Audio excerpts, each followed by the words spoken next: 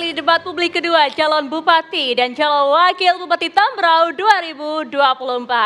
Hadirin dan juga pemirsa, sesuai dengan janji saya tadi di segmen ini kita akan lihat bagaimana penampilan dari para calon wakil bupati yang akan menjawab pertanyaan dari panelis dengan subtema pengawasan dan pengelolaan keuangan yang transparan. Kalau di segmen sebelumnya kita sudah lihat dan juga kita mulai dari calon bupati nomor urut 2. Kali ini akan kita mulai dari nomor urut 3. Waktunya sama dengan sebelumnya, nanti di mana calon bupati akan menjawab dengan waktu 1,5 menit dan akan ditanggapi oleh calon wakil bupati lainnya dengan waktu 1 menit.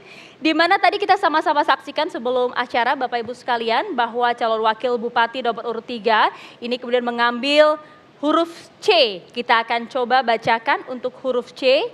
Bisa dilihat ini huruf C, pertanyaan dari panelis dan masih tersegel dengan rapi. Sama seperti sebelumnya kami akan bacakan cukup hanya 1 kali saja, jadi mohon disimak baik-baik. Pertanyaan panelis yaitu huruf C adalah Data Monitoring Center for Prevention adalah aplikasi yang dikembangkan oleh KPK untuk melakukan mitigasi resiko korupsi terkait pada perencanaan, penganggaran, pengadaan barang dan jasa, perizinan, pengawasan aparat pengawasan intern pemerintah atau APIP, perpajakan dan pengelolaan BUMD. Kabupaten Tambrau masih berada pada capaian kurang dari 50% untuk seluruh komponen. Artinya masih rendah. Jika Anda terpilih, bagaimana komitmen pasangan calon untuk meningkatkan capaian tata kelola pemerintah berbasis Monitoring Center for Prevention di Kabupaten Tambrau? Waktu menjawab 1 menit, kami persilakan kepada calon wakil bupati nomor urut 3. Waktunya 1,5 menit dimulai pada saat Anda berbicara. Jika kami terpilih, ya saya katakan jika kami terpilih, yang jelas bahwa kami akan dilantik. Kami akan dilantik dan kami pun akan melantik SKPD, Satuan Kerja Perangkat Daerah. Nah, oleh karena itu, setelah melantik SKPD itu, ya, Satuan Kinerja Perangkat Daerah, mereka akan mendatangi pernyataan, ya, pernyataan agar mereka boleh melaksanakan pelayanan pemerintahan itu dengan baik, terutama di bidang keuangan. Nah, oleh karena itu, dengan pernyataan itu akan kami pertegas. Jika kami terpilih, kami akan pertegas itu sehingga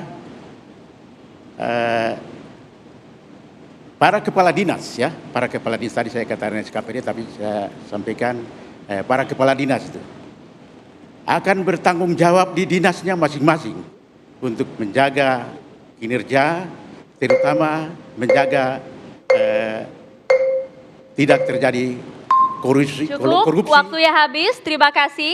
Dan langsung akan ditanggapi oleh calon wakil bupati nomor urut 5. Waktunya 1 menit dimulai pada saat Anda berbicara.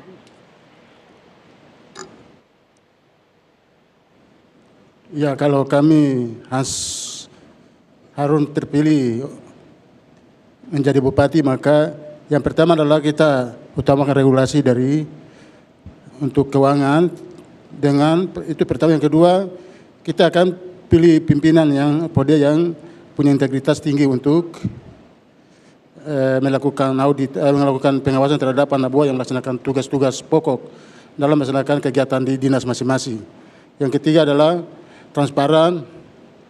Yang keempat adalah melakukan audit terhadap pelaksanaan kegiatan di masing-masing dinas yang ada, sehingga pertanggungjawaban keuangan itu transparan dengan baik, sehingga kualitas pembangunan di masyarakat maupun di kabupaten kita di Tambrau bisa berjalan baik sesuai dengan harapan masyarakat. Terima kasih. Masih ada waktu, ada yang ingin ditambahkan? Cukup. Cukup? Baik, terima kasih. Sebelum kita lanjutkan, kami ingin ingatkan terlebih dahulu kepada para calon wakil bupati. Jika kemudian ingin menjawab, kami mohon harap mendekatkan diri kepada mikrofon agar suaranya bisa terdengar jelas oleh warga Tambrau yang menyaksikan.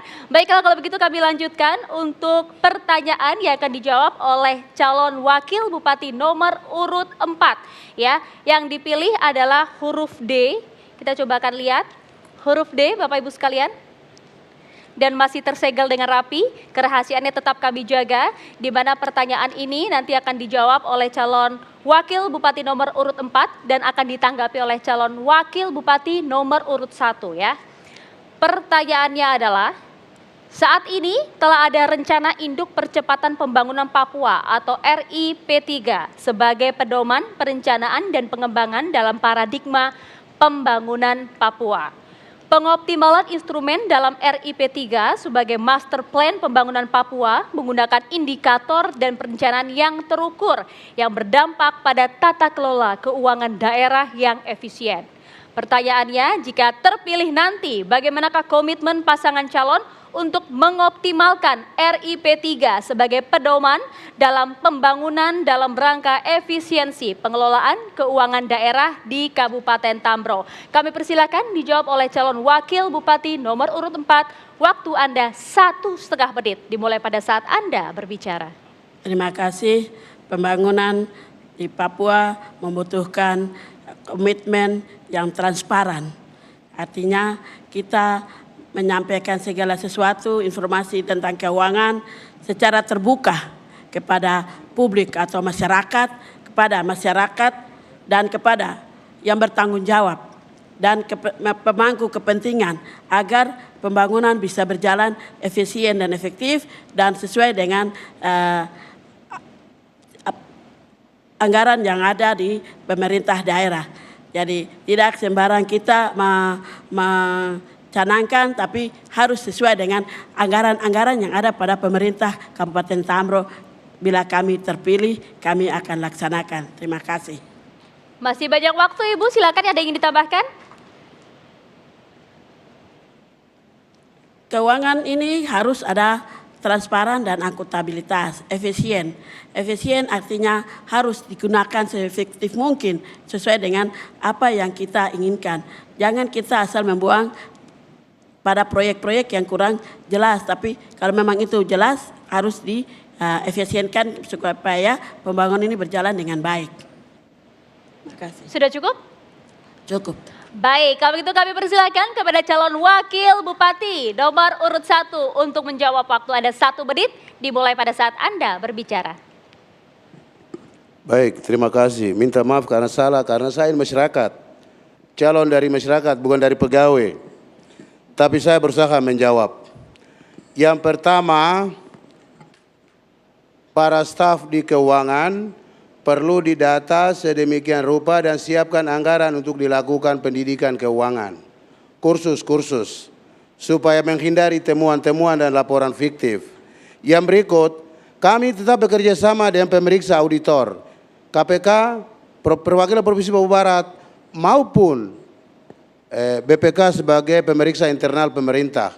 Kami kerjasama, di mana kekurangan segera, namanya manusia pasti tidak terlepas dari kesilapan. Maka pegawai, kalau memang sudah tidak bisa dan kewajiban kami berdua, kami menyelamatkan pegawai dari korupsi. Barang itu pemali, tidak boleh. Apalagi Kabupaten Tambrau ini kabupaten baru. Untuk apa korupsi? Tuhan marah dan kita semua tidak tahu apa jadinya. Cukup, waktunya habis. Baiklah.